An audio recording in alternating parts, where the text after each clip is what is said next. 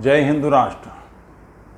एक बढ़िया समाचार विशेष रूप से यूरोप और अमेरिका के लिए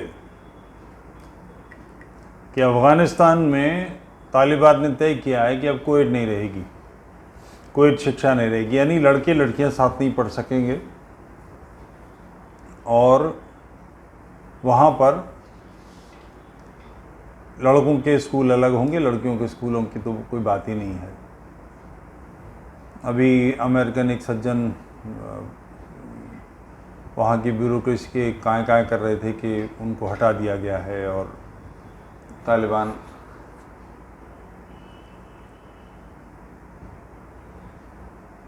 अपने स्त्रियों की शिक्षा के वायदे पर खरा नहीं उतर रहा। अफ़गानिस्तान को समझना चाहिए, एक लंबे अरसे से अफ़गानिस्तान रूस की सीमा चौकी जैसा था। वहाँ कोई भी आता हो, मगर वो अफ़गानिस्तान की स्थिति ये थी कि वो रूसी खेमे में उनके अपने प्रभाव क्षेत्र का, दुनिया के छोटे देश, कमज़ोर देश, आर्थिक रूप से विपन्न देश किसी न किसी बड़े की छत्रछाया में रहते आए हैं। अफ़गानिस्तान रूस की छत्रछाया में था। उसमें अमेरिका को तकलीफ़ हुई, उन्होंने टांग घुसेड़ी। कुछ लोगों के अनुसार तो पाकिस्तान का जन्म भी इसीलिए हुआ था, इसीलिए उसे बनाया गया था कि रूसी विस्तारवाद को रोकने के लिए अफ़गानिस्तान के बाद कोई चौकी होनी चाहिए। बहरहाल जो भी स्थिति रही हो, अफ़गानिस्तान में अमेरिका ने टांग घुसेड़ी। उधर रूस से भी चूक हुई कि उसने रूस में सेनाएं उतार दी थी। सारी दुनिया के लोगों को इकट्ठा किया गया तालिबान के नाम पर। तालिबान मूलतः पाकिस्तान की सेना के लोग थे जो शलवार कमीज़ पहन के लड़ रहे थे और बाहर के लोग आए। एक बात की चर्चा नहीं होती है कि ये सब काम करने के लिए जो बाइंडिंग फोर्स था वो क्या था। अमेरिका पैसे दे रहा था, हथियार दे रहा था, यूरोप के देश ट्रेनिंग दे रहे थे, अमेरिका अपनी सेना का एक ठीक ठाक हिस्सा इस काम में लगा रहा था, दुनिया के लोग आ रहे थे, दुनिया भी पैसे दे रही थी, सऊदी अरब से, कतर से, इससे उससे खूब पैसे आए। इसकी बाइंडिंग फोर्स क्या थी? इन सबको मिलाकर एक जो डिश बन रही थी वो कौन सी थी? इसकी जो बाइंडिंग फोर्स थी वो इस्लाम था। इस बात का ध्यान नहीं किया गया और इस्लाम का अध्ययन जैसे भारतीयों से चूक हुई, आक्रमण के काल में इस्लाम का अध्ययन नहीं किया, वैसा ही अमेरिका ने भी किया। ये ध्यान ही नहीं आया कि जिस समय रशिया अगर पराजित हो गया, पीछे हट गया, या रशिया ने विड्रॉ करना उचित समझा, क्योंकि अफ़गानिस्तान में रहकर मिलना क्या है और खोना कितना है, उन दोनों का बैलेंस शीट बनाएंगे ना, प्लस माइनस करेंगे और फिर अगर देखेंगे कि माइनस ज़्यादा है तो फिर पीछे हट जाओ, क्या करना है। तो उसके बाद कौन सी शक्ति उसको संभालेगी? कुल मिलाकर वहाँ तालिबान का राज आ गया। उस तालिबान के राज में भी अमेरिका ने बेवकूफ़ियाँ की और उसमें अच्छे तालिबान और बुरे तालिबान ढूंढने की कोशिश की गई। अच्छे तालिबान का क्या मतलब है? कैंसर है, फलाना वाला कैंसर अच्छा कैंसर है, ये वाला बुरा है, इसका क्या मतलब है? कैंसर अच्छा नहीं होता, बीमारी कोई भी अच्छी नहीं होती। ये वैश्विक सभ्यता के लिए भयानक बुरी बीमारी है। जो वैश्विक सभ्यता के, सभ्य समाज के जो नियम हैं, जिनके आधार पर ये काम होता है कि सबसे बुनियादी बात यह है, स्त्री पुरुषों के अधिकार समान हैं, हम बराबर हैं। किसी स्त्री के अधिकार इसलिए कम नहीं हो जाते कि वो पैसा घर में कमा कर नहीं लाती, वो घर संभालती है और पुरुष धनार्जन करता है। मगर आप उस विचारधारा को कैसे काउंटर कर सकते हैं जो ये मानती है, जिसकी अपनी किताब कुरान में है कि एक आदमी की गवाही 2 औरतों की गवाही के बराबर है, या 2 औरतों की गवाही 1 आदमी की गवाही के बराबर है। आप इसको मजाक में मत टालिए। गंभीर बात है, बहुत गंभीर चर्चा है। मैं इस घटना का कई बार उल्लेख करता हूँ। एक आदमी की गवाही दो औरतों के बराबर, यानी दो औरतों की गवाही यदि एक आदमी के बराबर है तो किसी भी चीज़ की गवाही के लिए एक औरत अगर है तो वो गवाही आधी मानी जाएगी।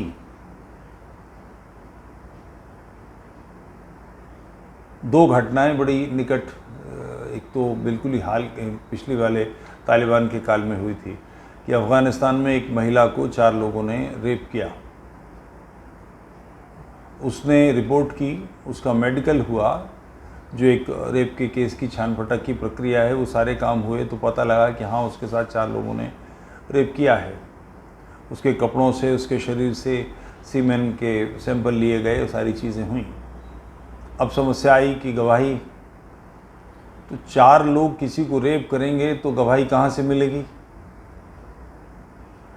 रेप कोई पंचायत में सबके भरे बाजार में तो होता नहीं, पब्लिक में तो होता नहीं।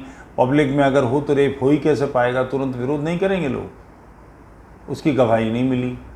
तो जो तालिबान का शूरा था, तालिबान की जो प्रतिनिधि सभा थी, उसने तय किया और ये निर्णय दिया कि ये औरत बदचलन है, यानी रेप करने का भी पाप उसके मत्थे डाल दिया गया। जो उसका विक्टिम है, जो भुक्तभोगी है, उसे पापी बना दिया गया और उसको बदचलन औरत को संगसार करने की, यानी पत्थर से मार मार के कत्ल कर देने की सज़ा दी गई। और उन 4 हरामजादों सहित बाकी और उसके लोगों ने उसे पत्थर मार मार के ख़त्म कर दिया। इसी चिंतन दर्शन पर अब तालिबान देश को आगे बढ़ा रहा है। अफ़गानिस्तान तालिबान के आने से पहले, सोवियत आधिपत्य से पहले बहुत सुंदर विकसित देश था, बहुत बढ़िया देश था। जिन 2 बड़े देशों की दुर्गत हुई है, एक अफ़गानिस्तान है, आपको ध्यान होगा एक पिक्चर आई थी इवनिंग इन पेरिस, उसकी शूटिंग बेरूत में हुई थी। वो पूरा क्षेत्र फ्रांस की तरह सुंदर था, उसका सब का बाजा बज गया।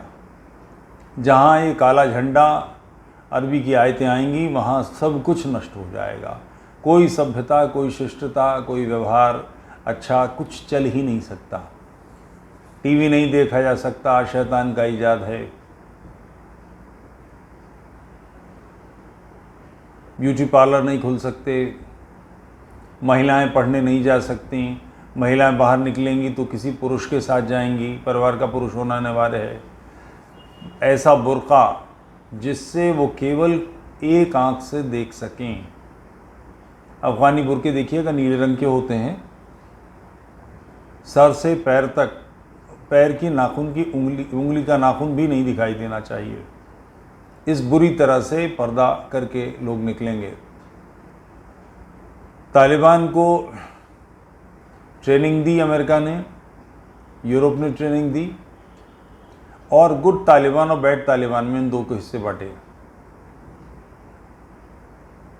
वही तालिबान जो कल तक नाराए तकबीर अल्लाह अकबर कर रहे थे, वही तालिबान अब अमेरिका की बोली बोलने लगे। कैसे बोलेंगे? एजुकेशन बदली क्या? उनका वो चिंतन बदला क्या? वो तो कुछ नहीं बदला। अफ़गानिस्तान की जो समस्या है वो ये है ही है कि आप उस चिंतन पर प्रहार नहीं करते। 9/11 के बाद अफ़गानिस्तान में बम डाले, धाए धाए धाए, लाखों लोग मार दिए। ठीक, फिर तालिबान क्रिएट हो गया, आपने तालिबान ख़त्म कर दिया। उसके बाद आईसिस आ गया, आईसिस ख़त्म कर दिया, दाइश निकल आया, बोको हराम निकल आया, लश्कर तोयबा निकल आया, कोई ना कोई, क्योंकि समस्या की जड़ तालिबान नहीं है। समस्या की जड़ वो चिंतन है जो कुफ्र और ईमान में दुनिया को बांटता है, जो औरतों को की 2 औरतों की गवाही एक आदमी के बराबर मानता है। उसका कारण ये है कि मोहम्मद की हदीस है कि औरत नाक़िसुल अक्ल है, उसकी वो औरत बुद्धहीन है। उसके बारे में ऐसी विचित्र बात किस आधार पर? कोई वैज्ञानिक पुष्टि? एक लंबे अरसे तक ऐसी मूर्खता चलती रही है। बाइबल में ये है कि आदम की पसली से हवा बनाई गई, लंबे समय तक यूरोप का सिस्टम, चर्च ये मानता था कि स्त्री में प्राण नहीं होते, जान नहीं होती, क्योंकि वो आदमी की पसली से बनाई गई है, आदम की पसली से बनी है, इसलिए उसमें प्राण नहीं होता, इसलिए उसके अधिकार नहीं थे, उसको मारना पीटना जला देना वगैरह वगैरह सारे पाप होते रहेंगे।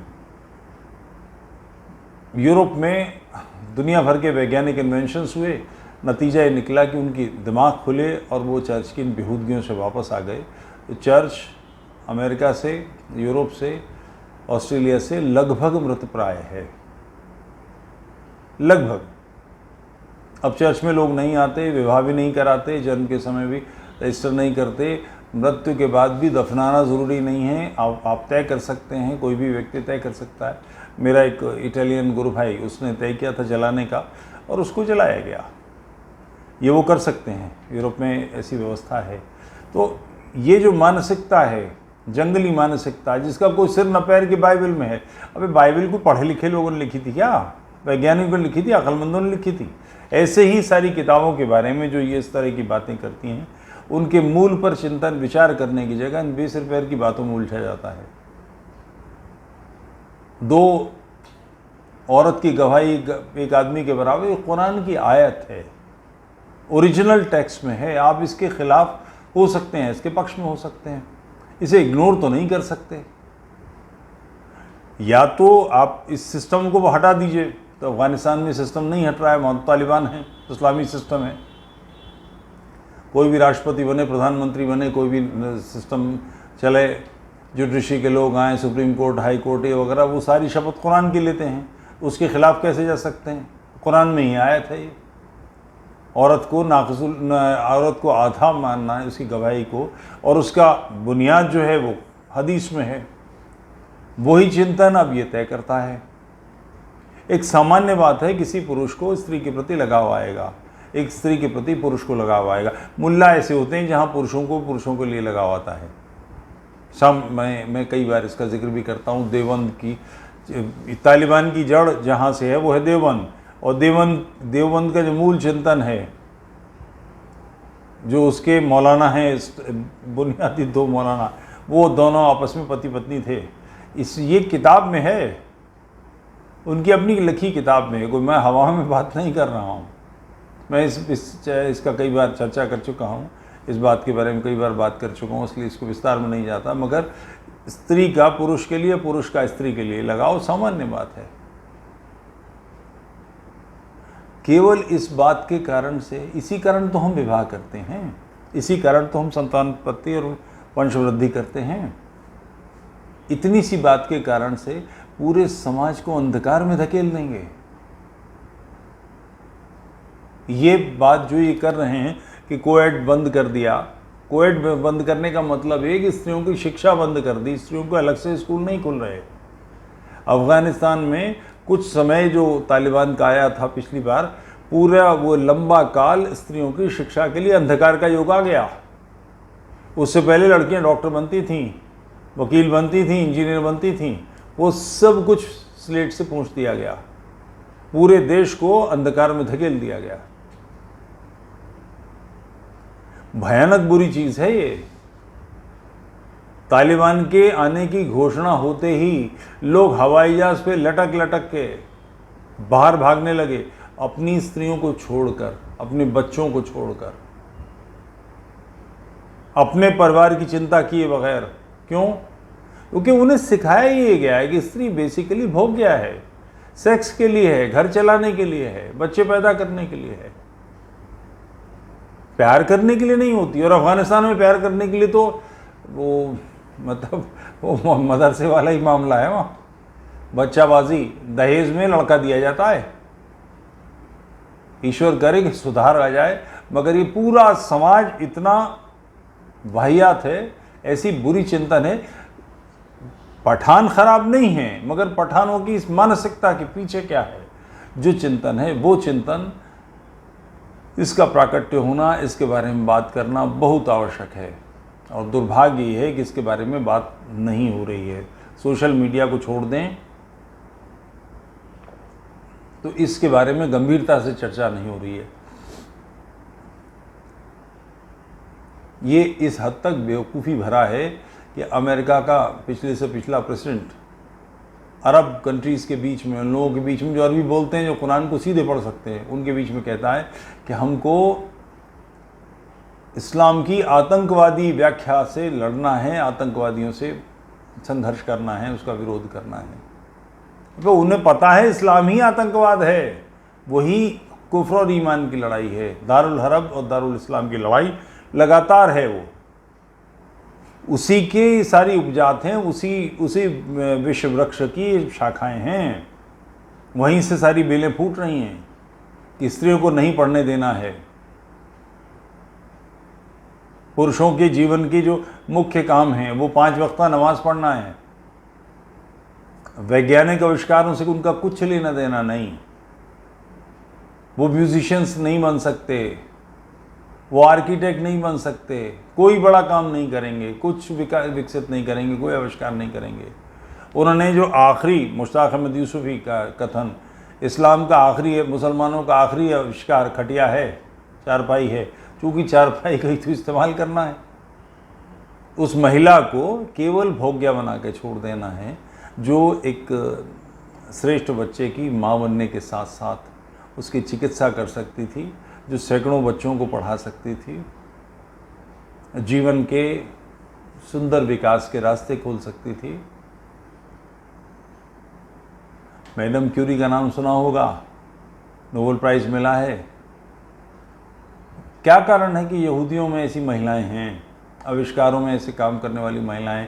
क्या कारण है कि हिंदू इंजीनियर हैं तो हिंदू महिलाएं इंजीनियर भी हैं, डॉक्टर्स भी हैं, दुनिया भर के काम करती हैं? क्योंकि उनके सामने एक पूरी बाध्यता, एक पूरी चट्टान, एक पहाड़ खड़ा है। जी, दीन को मैं कह रहा हूं कि जो उनको आगे नहीं बढ़ने देता, उनकी सांसें रोक के रखता है। उनको एक सभ्य जीवन मिल जाए, इसके रास्ते में सबसे बड़ा पहाड़, बल्कि एकमात्र पहाड़ दीन है। ये एक ऐसी समस्या है, इसको जितनी जल्दी उद्घाटित किया जाए, सारे संसार की समझ में आना चाहिए कि ये क्या है, कैसी भयानक स्थिति है। ये मामला सिर्फ अफगानिस्तान की महिलाओं का नहीं है। 7 अरब के आसपास दुनिया की आबादी है, उसमें से 10 लाख, 20 लाख, 25 लाख, 50 लाख उसके हिस्से हैं ये, जो अफ़गानिस्तान में करा रहे हैं, पीड़ित हैं, जिनके पास आगे बढ़ने का कोई रास्ता नहीं है, जो अपने घर में सम्मान से जी नहीं सकते। पहले पिता, उसके बाद पति, फिर उसके बाद पुत्र, उसके बाद और उनकी औलादें, जो उनको जीवन, सामान्य जीवन का अधिकार नहीं देती।